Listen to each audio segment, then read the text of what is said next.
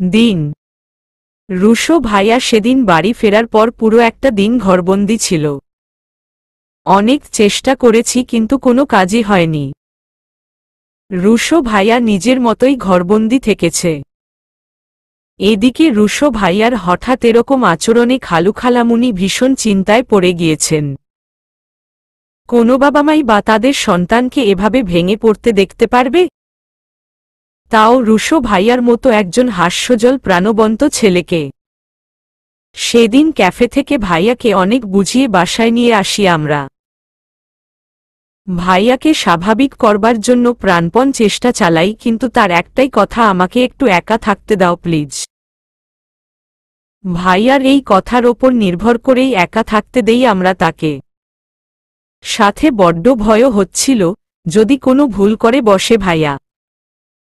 কিন্তু আমায় সম্পূর্ণ ভুল প্রমাণিত করে দিয়ে পরের দিন বেলা 12টার দিকেই রুশো ভাইয়া হাসতে হাসতে ঘর থেকে বেরিয়ে ঠিক আগের রূপে কনভার্ট হয়ে গিয়েছে। যেন সেদিন সন্ধ্যের কোনো ঘটনাই বাস্তবে ঘটেনি, শুধুমাত্র কোনো এক দুঃস্বপ্ন ছিল তা। বর্তমানে রুশো ভাইয়া দৈনন্দিন কাজের অজুহাতেই অফিস গিয়েছে। তবে আর কেউ জানুক বা নাই জানুক, আমি জানি রুশো ভাইয়া স্বাভাবিক থেকেও স্বাভাবিক নেই। ভেতর থেকে নির্মমভাবে ক্ষতবিক্ষত হয়ে রয়েছে রুশো ভাইয়া। শুধুমাত্র বাইরে থেকেই নিজেকে স্বাভাবিক দেখানোর নিছক অভিনয় মাত্র করে চলেছে সে। রুশো ভাইয়া এরকমই, যেখানে সামান্য আঘাতে কিংবা আরশোলা দেখেই চেঁচিয়ে পুরো বাড়ি মাথায় তুলে ফেলে, সেখানে পাহাড় সমান আঘাত ও বুকে পাথর চেপে হাসির আড়ালে লুকিয়ে ফেলে নির্দ্বিধায়। রাত্রি এই নিয়ে আমায় বেশ কয়েকবার ফোন করেছে, কিন্তু আমি কল রিসিভ করিনি। বড্ড বেশি অভিমান কাজ করছে আমার। ও কি পারত না ঠিক করা বিয়েটা ভেঙে ফেলতে? কি কমতি রয়েছে রুশো ভাইয়ার মাঝে?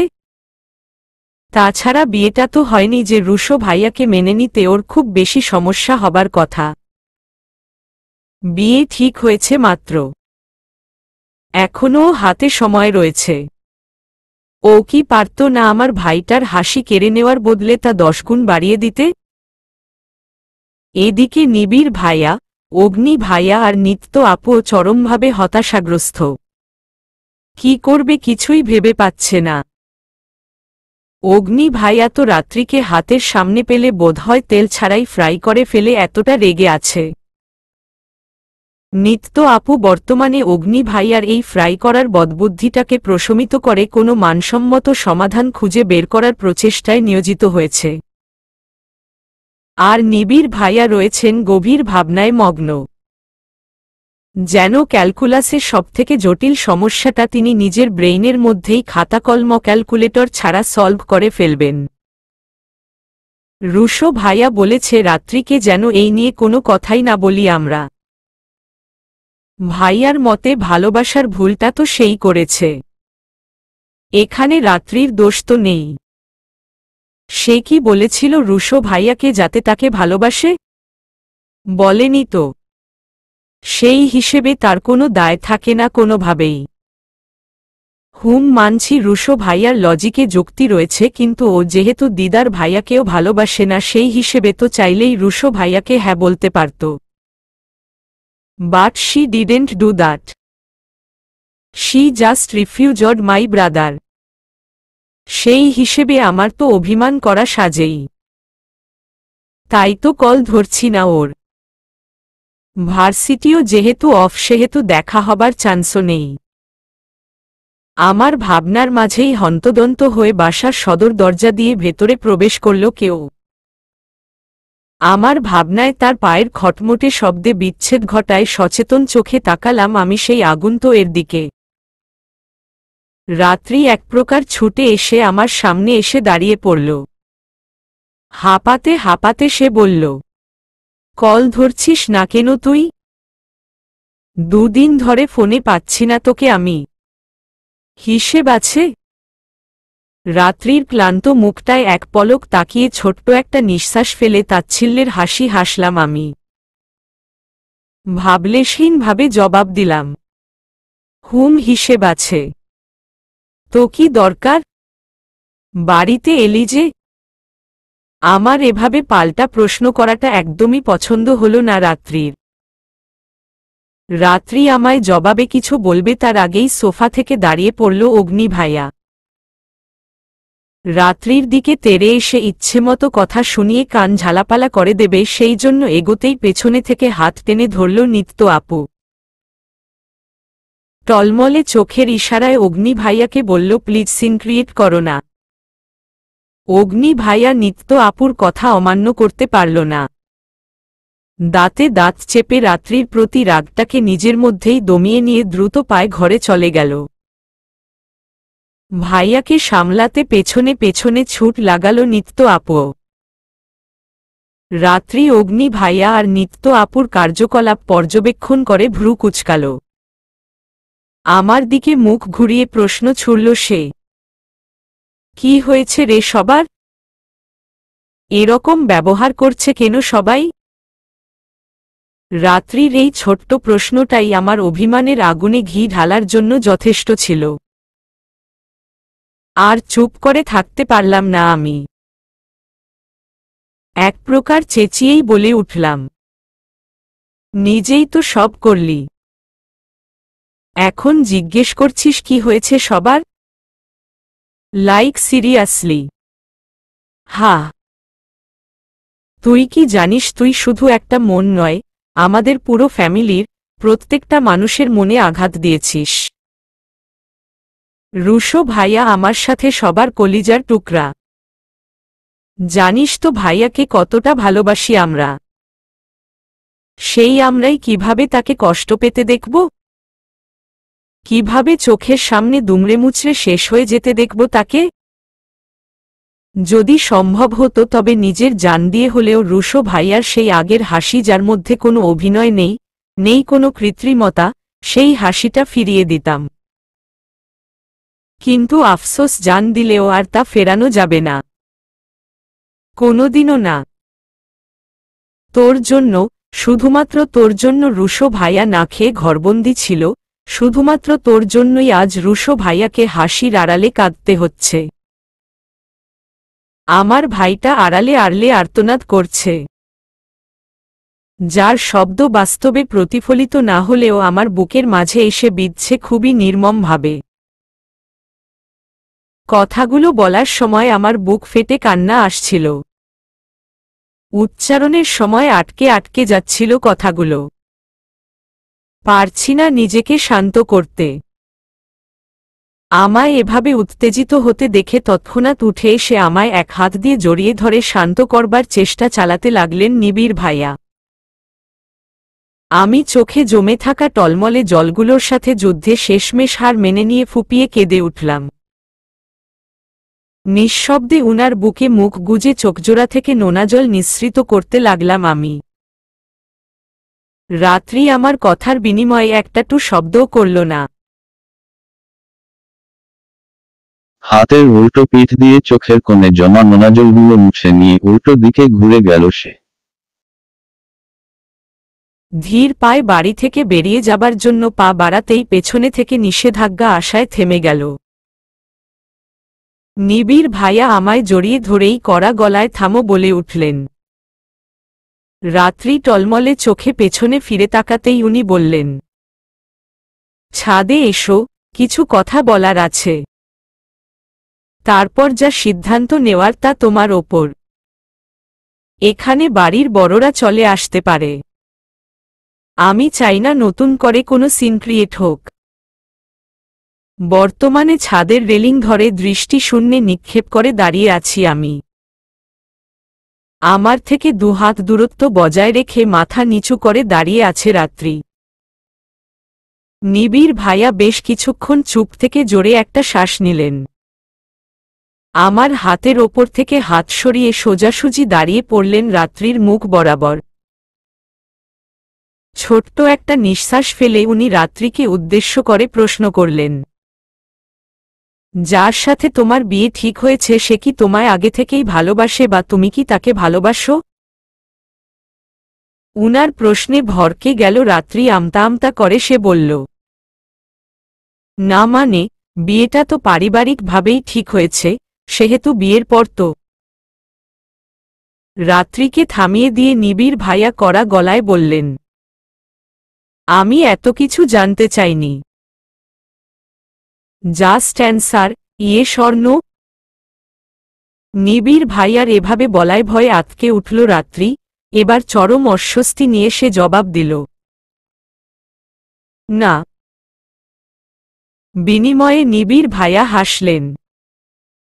আমার কাছে এসে এক হাত দিয়ে কোমর জড়িয়ে ধরে বললেন, একটা কথা কি জানো তো, সব মানুষই ভালোবাসা পায় না, আবার কেউ কেউ আছে যারা ভালোবাসা পাবার পরও তা পা দিয়ে ঠেলে দেয়, আবার ভাগ্যের পরিহাসে আফসোসও কিন্তু তারাই করে। একটা সময় যারা ভালোবাসা চেয়েছিল কিন্তু পায়নি, তারা দিব্যি স্বাভাবিকতার সাথে খাপ খাইয়েই দিন কাটিয়ে চলে। কিন্তু অপরদিকে যারা ভালোবাসা পাবার পরও তা অগ্রাহ্য করে, তারাই সারাজীবন কষ্টটা ভোগে। আমি বলছি না এতে তোমার কোনো দোষ আছে, কারণ এমনটা তো না যে তুমি রুশোকে স্বপ্ন দেখিয়ে মাঝপথে ছেড়ে গিয়েছ। আসলে এখানে রুশোরও কোনো দোষ নেই।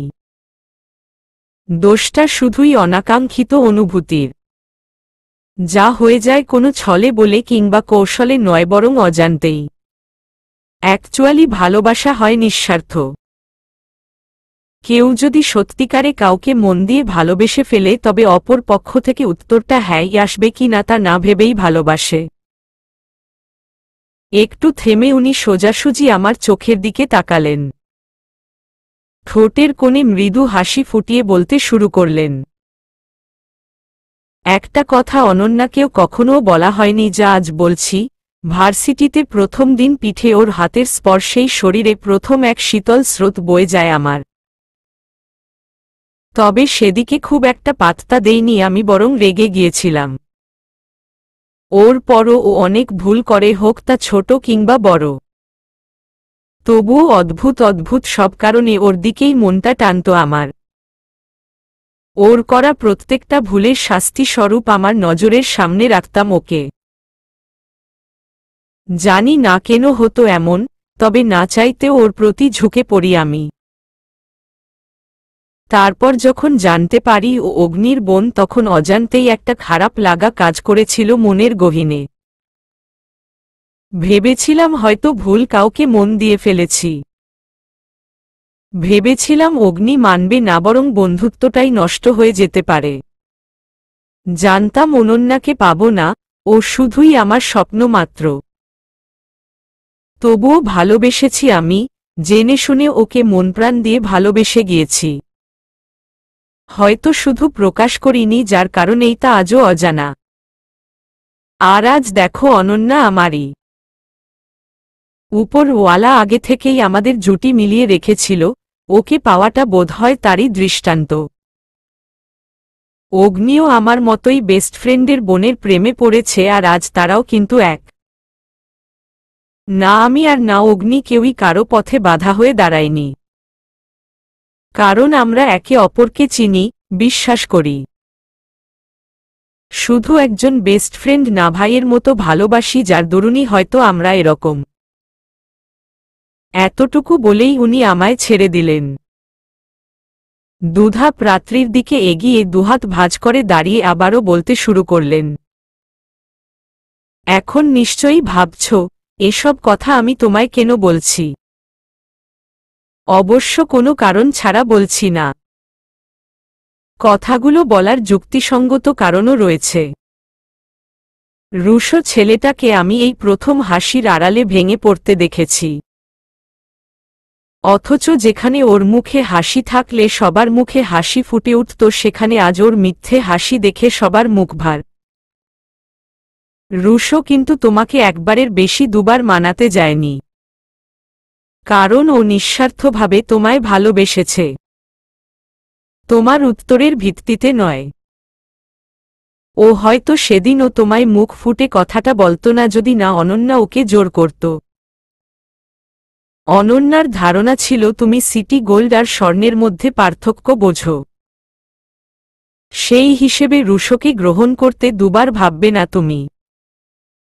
কিন্তু আফসোস তুমি বুঝোনি। এত কিছু বললাম শুধুমাত্র তোমায় সঠিক সিদ্ধান্ত নিতে সাহায্য করার জন্য। আমি বলবো না তুমি রুশোকে বেছে নাও অথবা দিদারকেই বিয়ে করো। আমি শুধু চাই তুমি এমন কোনো ডিসিশন নিও না যাতে কি না পাছে আফসোস করতে হয়। নাও চয়েজ ইজ ইয়োর্স। এখনো হাতে সময় আছে। ভাবো, নিজেকে সময় দাও। ব্রেইন নয়, তোমার মন কি চায় সেদিকে ফোকাস করো। উনার কথা শেষ হতেই ছলছল চোখে উনার স্নিগ্ধ মুখখানায় তাকালাম আমি। এই মানুষটা আমায় এত আগে থেকে ভালোবাসে তার বিন্দুমাত্রও হাদিস পাইনি আমি। কি অদ্ভুত! উনি নিজের হাত দিয়ে আমার চোখের কোণে জমা জলগুলো মুছে দিয়ে কপালে গভীর চুম্বন এঁকে দিলেন। হালকা স্বরে হেসে বললেন, পাগলি একটা, কেঁদো না। এতক্ষণ ধরে নিবিড় ভাইয়ার প্রত্যেকটা কথাই মাথা নিচু করে খুব মন দিয়ে শুনছিল রাত্রি। মাথা উঁচু করে আমাদের দিকে এক পলক চেয়ে ছোট্ট করে সে বলল, আসছি। বলেই উল্টো দিকে ঘুরে দ্রুত পায়ে হাঁটা ধরল সে। এমন সময়ই রুশো ভাইয়া দৌড়ে ছাদে এসে রাত্রিকে না দেখেই আমায় ডেকে বলে উঠল, ছুটকি, পুরো বাড়ি খুঁজেছি আমি তোকে, আর তুই এখানে? দেখ আমি তোর জন্য কি নিয়ে এসেছি, তোর ফেভারিট কিটক্যাট। আর বলা হয়ে উঠল না রুশো ভাইয়ার। রাত্রিকে দেখেই মুখের হাসিটা নিমিষেই মিলিয়ে গেল ভাইয়ার। ছোট্ট একটা শ্বাস ফেলে ভাইয়া বলল, ছুটকি আমি টেবিলে রেখে দিচ্ছি, নিয়ে নিস। ঘরে গেলাম। বলেই তৎক্ষণাৎ নেমে গেল ভাইয়া। রাত্রি কিছুক্ষণ স্থির দৃষ্টিতে সেদিকে তাকিয়ে থেকেই নিঃশব্দে স্থান ত্যাগ করল। বড় বড় পা ফেলে বেরিয়ে গেল সে বাড়ি থেকে। রাত ৩:৪৬। রাতের আকাশে আজ নেই কোনো তারা। আর রইল চাঁদ। সে তো ঢাকা পড়েছে ঘন কালো মেঘের আচ্ছাদনে। হয়তো খানিক বাদেই আকাশের বুক চিরে বর্ষণ শুরু হবে। চারিদিকে নিস্তব্ধতা ছেয়ে রয়েছে। মাঝে মাঝে বাড়ির পাশের ঝোপঝাড় থেকে একটা দুটো ঝিঝি পোকার ডাক ভেসে আসছে। এই ঘন আধারে রাত্রি ছাদের রেলিং ধরে দাঁড়িয়ে নিঃশব্দে চোখের জল বিসর্জন দিয়ে চলেছে। দুঃখে কষ্টে বুকটা ফেটে যাচ্ছে তার। ইচ্ছে করছে মন খুলে চিৎকার করে কাঁদতে, কিন্তু কান্নারাও বড্ড খারাপ সময়ই এসে ঝরতে শুরু করে, যখন মুখ ফুটে একটু চাপা আর্তনাদ করবারও জো থাকে না। রাত্রি জানে না কেন কাঁদছে সে, শুধু জানে মনের কোথাও কেউ ক্রমাগত ছুরি চালিয়ে যাচ্ছে, যার জন্যেই তার এই অশ্রু বিসর্জন। কেন যেন এক অদ্ভুত চিনচিনে ব্যথা অনুভব হচ্ছে তার হৃৎপিণ্ডে। বারবার কেন রুশোর শুকিয়ে যাওয়া মুখটা ভেসে আসছে তার চোখে। এই দুটো দিন দু চোখের পাতা এক করতে পারেনি রাত্রি। অদ্ভুত এও দ্বিধাদ্বন্দ্বে ভুগছে সে। কেন হচ্ছে এরকম? কেন বারবার রুশোর কথা মনে পড়ছে তার? সে তো রুশোকে ভালোবাসে না, তবে এই অনুভূতি, এই যন্ত্রণা, সবই কি নিছক সহানুভূতি মাত্র? খাটে হেলান দিয়ে আধশোয়া হয়ে রাত্রির মুখ ফুলিয়ে রাখা ছবিটার দিকে অপলক চেয়ে রয়েছে রুশো। ছবিটায় আলতো করে হাত ছুঁয়ে দীর্ঘশ্বাস ফেলল সে। সারাদিনের হাসিতামাশার অভিনয় করতে করতে বড্ড ক্লান্ত হয়ে পড়েছে রুশো। নিজেকে ব্যস্ত রাখার সবরকম পদ্ধতিই প্রয়োগ করে ফেলেছে সে। চাইছে ব্যস্ততার মাঝে রাত্রিকে ভুলে থাকতে, কিন্তু এখন কি করে নিজের দীর্ঘশ্বাস লুকোবে সে? গভীর রাত্রেই যে রাত্রি খুব করে জ্বালাতন করছে তাকে।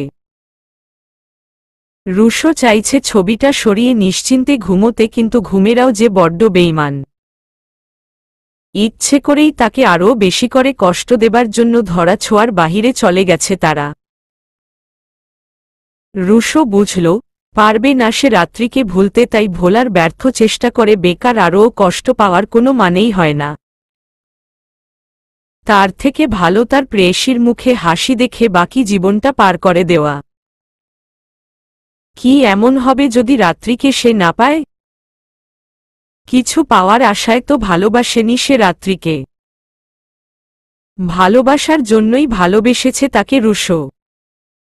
বাড়ি ভর্তি লোক এসেছে আজ, আর আসবে নাই বা না কেন? আজ যে রাত্রিদিদারের আংটি ববলের দিন।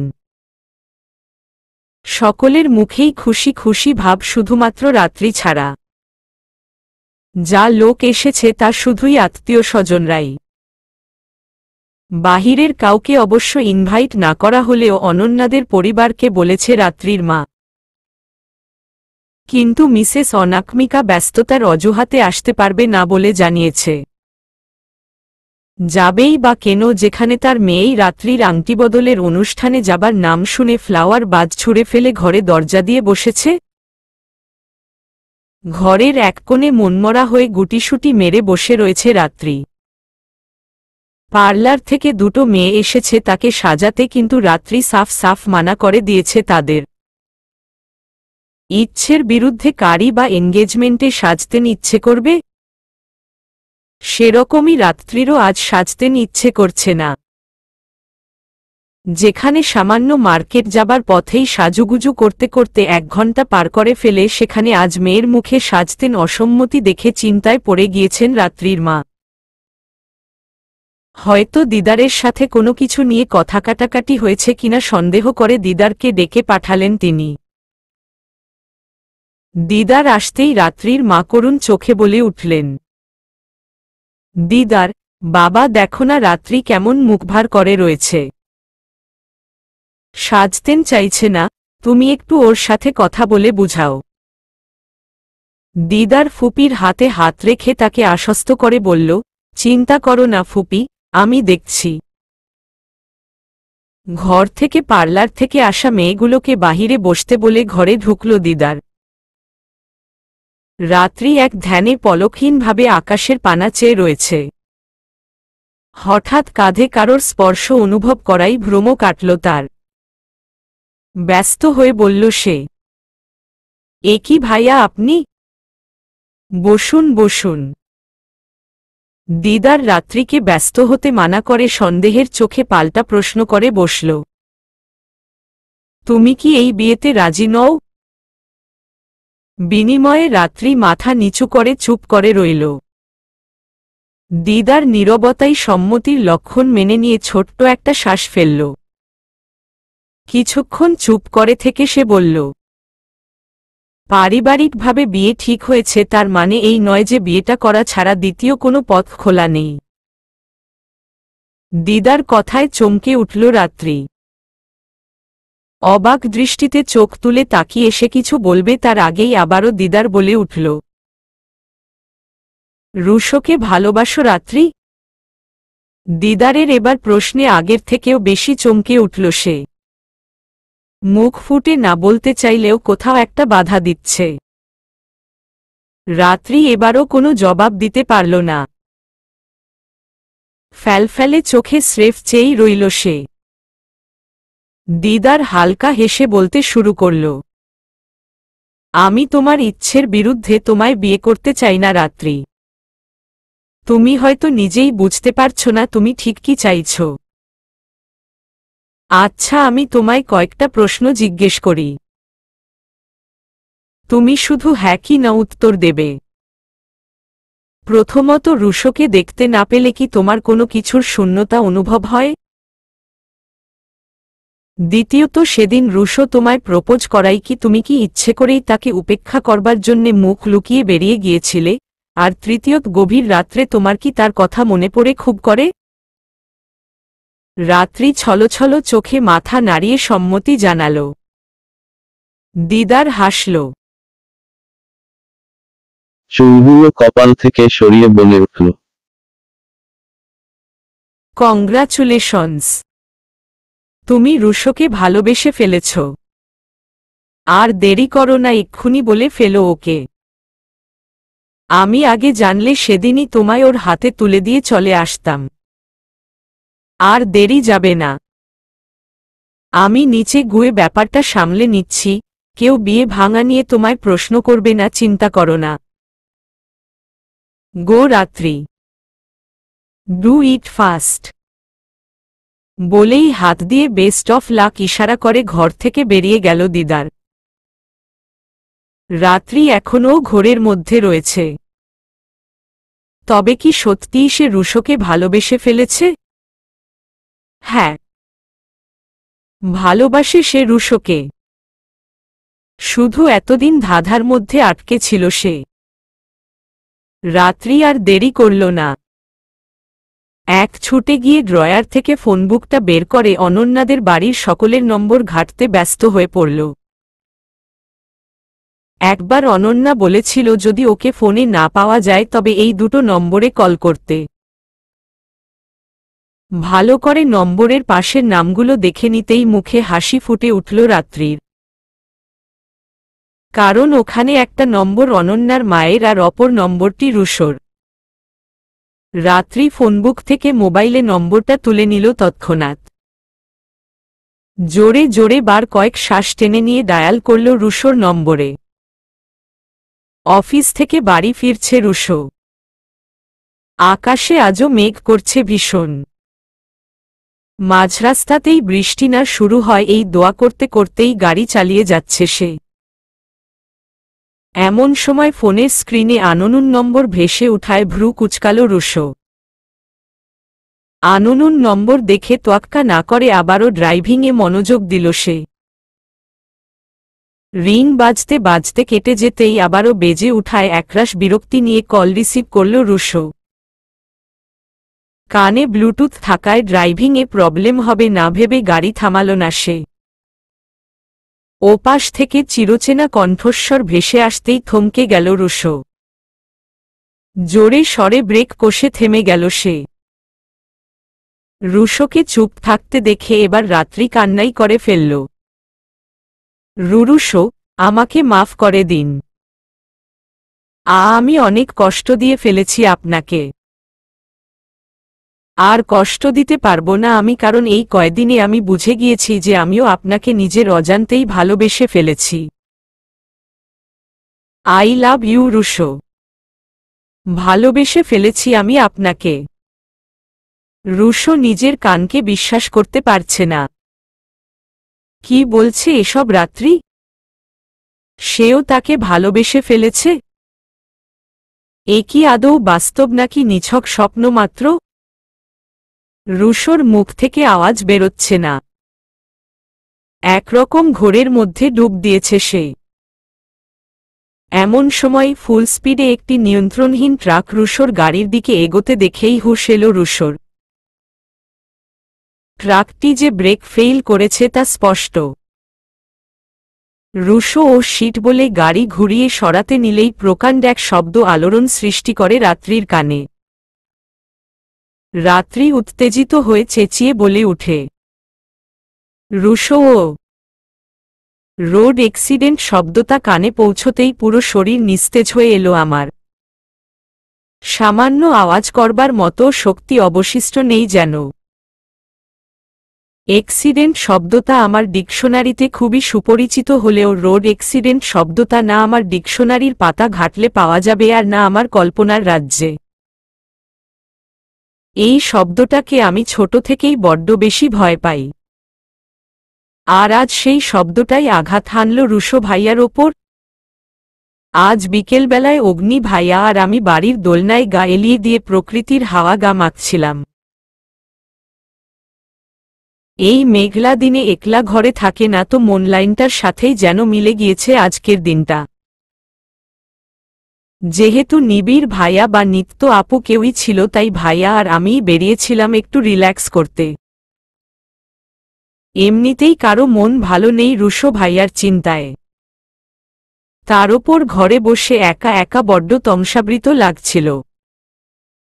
একটু হাঁটাহাঁটি করে ভাইয়া আর আমি দোলনায় বসে প্রকৃতির হিমেল হাওয়ায় গা ভাসাচ্ছিলাম, ঠিক তখনই কেউ ঝড়ের বেগে ছুটে আসে আমাদের কাছে।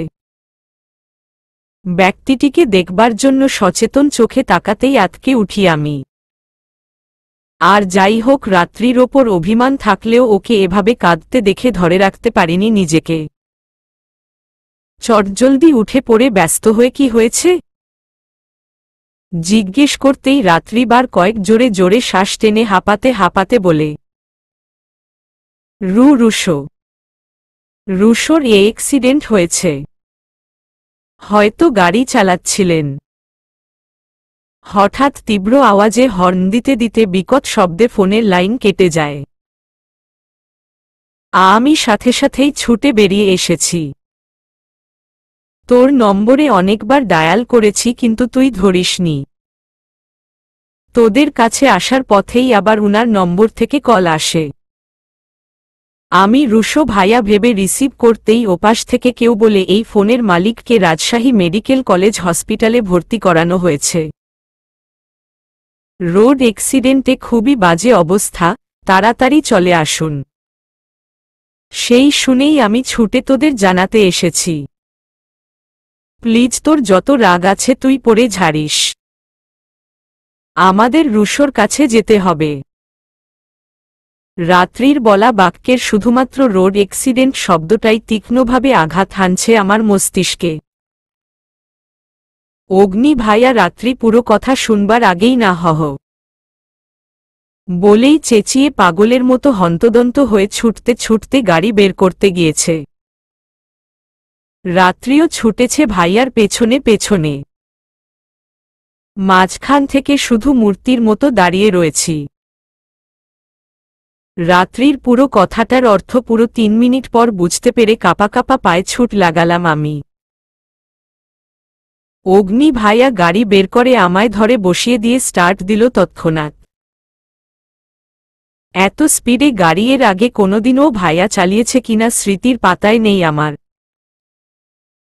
ভাইয়া গাড়ি চালাতে চালাতেই হন্তদন্ত হয়ে আম্মুর নম্বরে ডায়াল করল।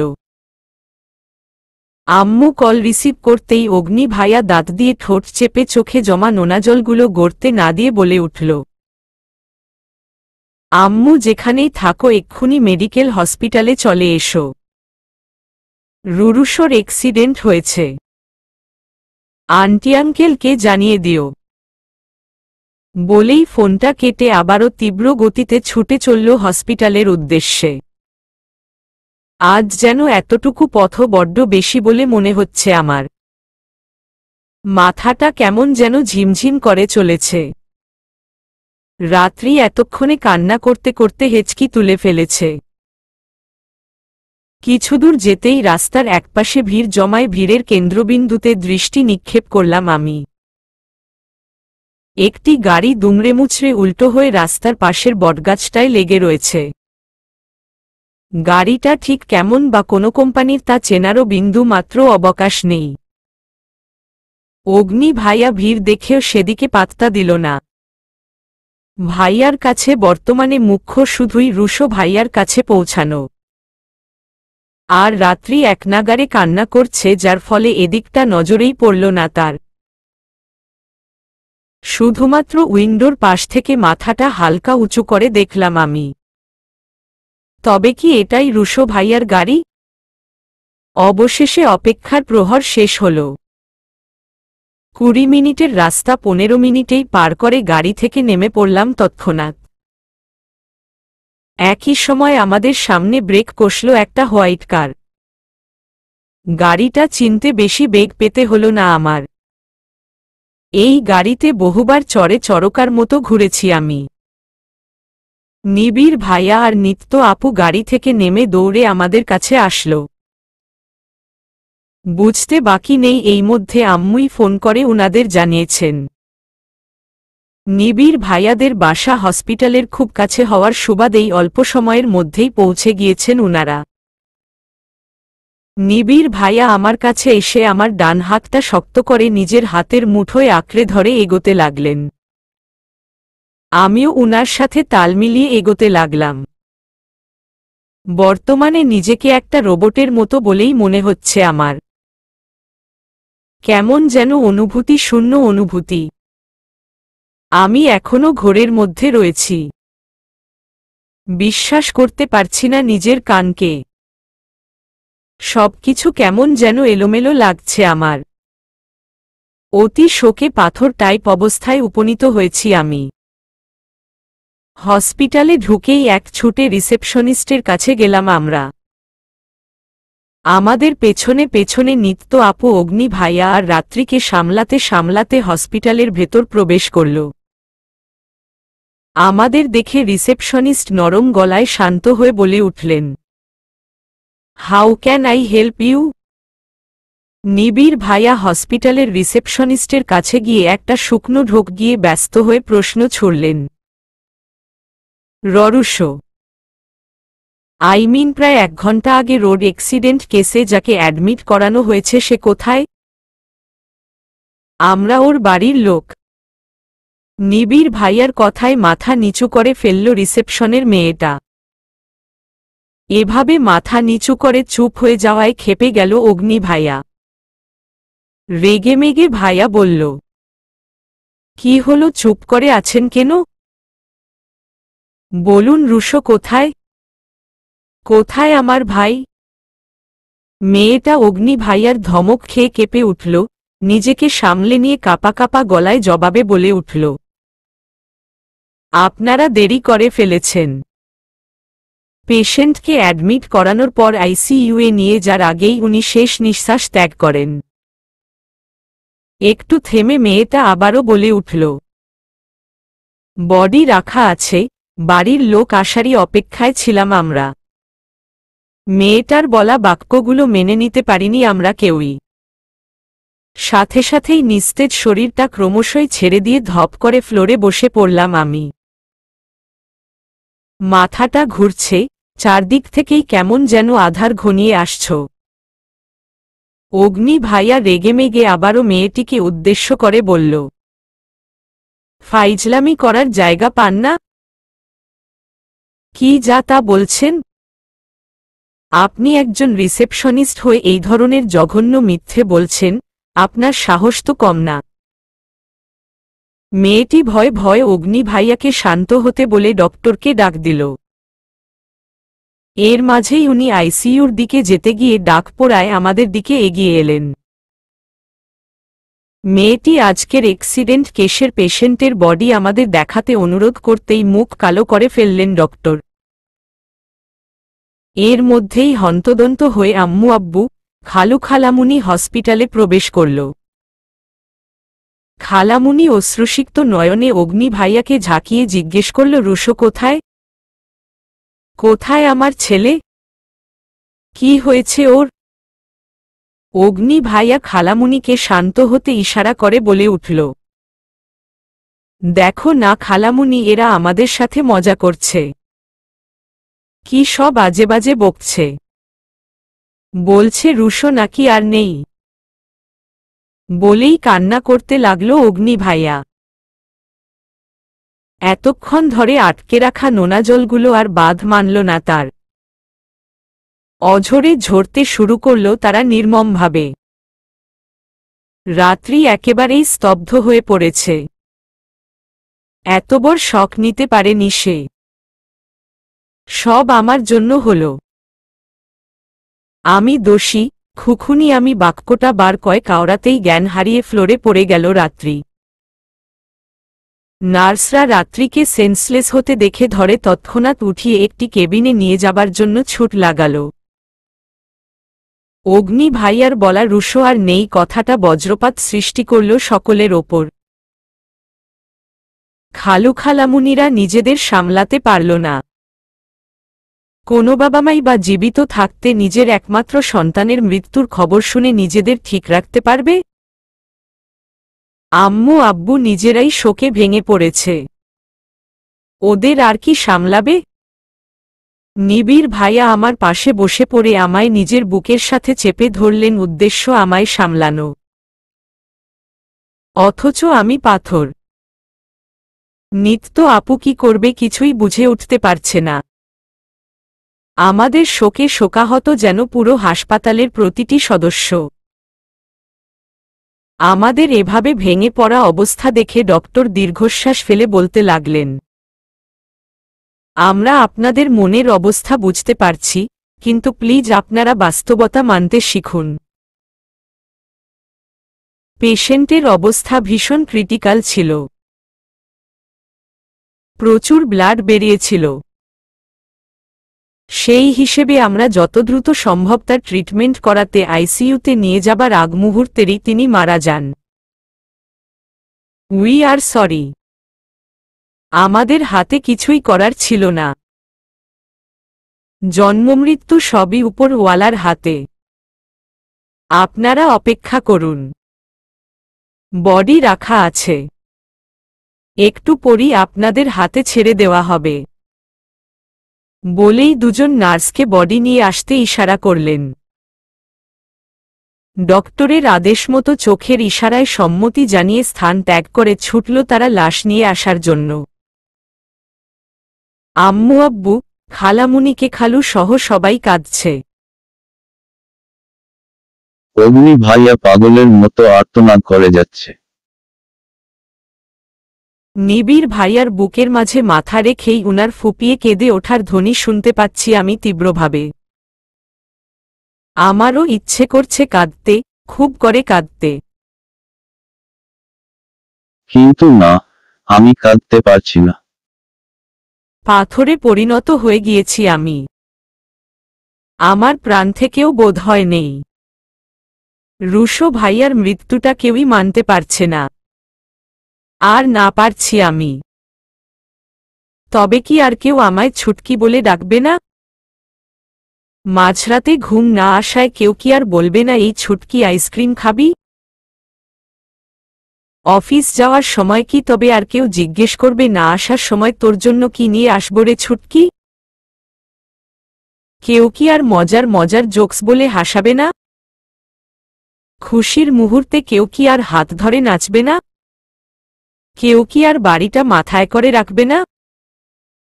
মন খারাপের দিনে হুট করেই উদ্ভট সব কাণ্ডে চমকে দেবে না?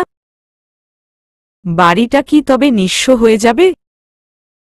না থাকবে কোনো হাসি আর না থাকবে কেউ খুশি। সারাটা জীবন তবে অশ্রুপাত করেই কি কাটিয়ে দিতে হবে আমাদের? ছুটকি।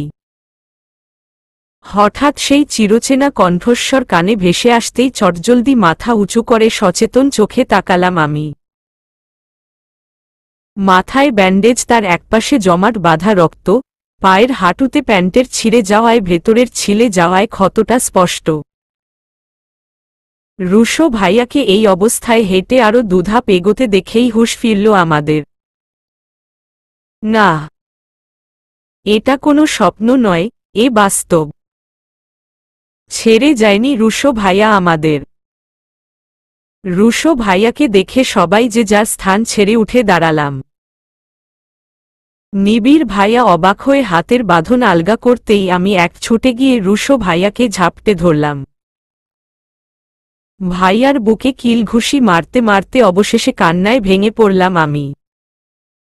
কান্না করতে করতেই বলে উঠলাম, তুমি খুব পচা রুশো ভাইয়া। এভাবে কেউ ভয় দেখায়? তুমি জানো না আমরা তোমায় কতটা ভালোবাসি? তাহলে কেন এভাবে আমাদের একলা ফেলে চলে যাওয়ার অভিনয় করলে? জানো দম বন্ধ হয়ে আসছিল আমার। রুশো ভাইয়া আমার মাথায় হাত বুলিয়ে বলল, কি বলছি সেসব ছুটকি? এই তো আমি। কোথায় যাব তোদের ছেড়ে বল? তোদের ছেড়ে কি আমি থাকতে পারবো? এর মধ্যেই আম্মু আব্বু, খালু খালামুনি, অগ্নি ভাইয়া, নিবিড় ভাইয়া আর নিত্য আপু আমাদের ঘিরে ধরল।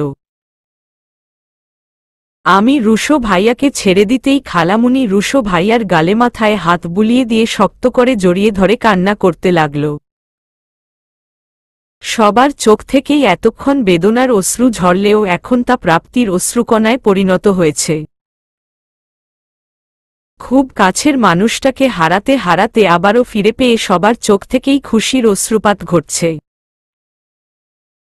এর মাঝেই অগ্নি ভাইয়া রুশো ভাইয়ার এলোমেলো চুলগুলো আরও একটু এলোমেলো করে দিয়ে অগ্নিমূর্তি রূপ ধারণ করল। তেরে গেল ভাইয়া সেই রিসেপশনিস্ট মেয়েটার কাছে। অগ্নি ভাইয়ার পেছনে ছুট লাগালো নিবিড় ভাইয়াও। You idiot!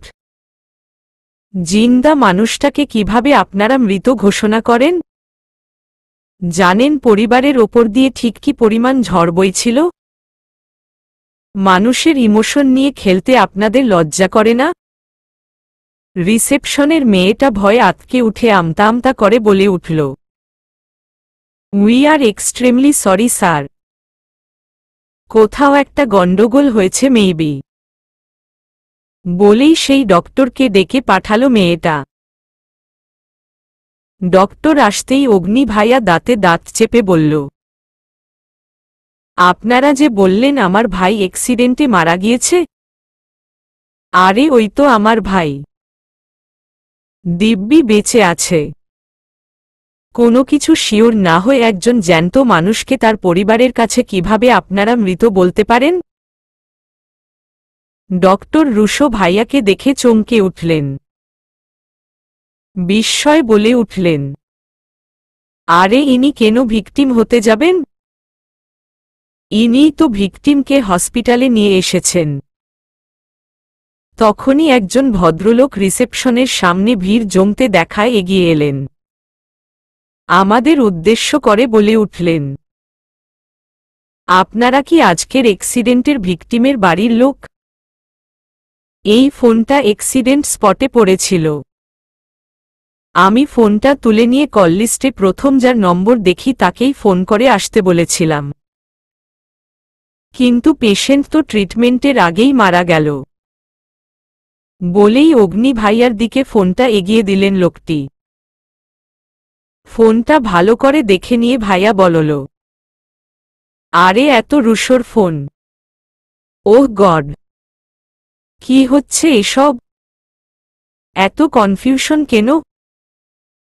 রুশো ভাইয়া কিছুক্ষণ চুপ থেকে হাঁটু চেপে ধরে কয়েক ধাপ এগিয়ে গেল। ফোনটা হাতে নিয়ে লোকটিকে উদ্দেশ্য করে প্রশ্ন করল, এই ফোনটা আমার আঙ্কেল। আপনি মেবি আমার ফোনটা পড়ে থাকতে পেয়ে ট্রাক ড্রাইভারের ফোন ভেবে নিয়েছিলেন।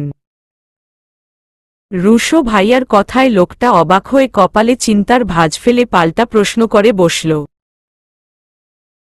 তার মানে আপনি ওই গাড়িতে ছিলেন? আর যিনি ট্রাকচালক ছিল তিনি মারা গেছেন?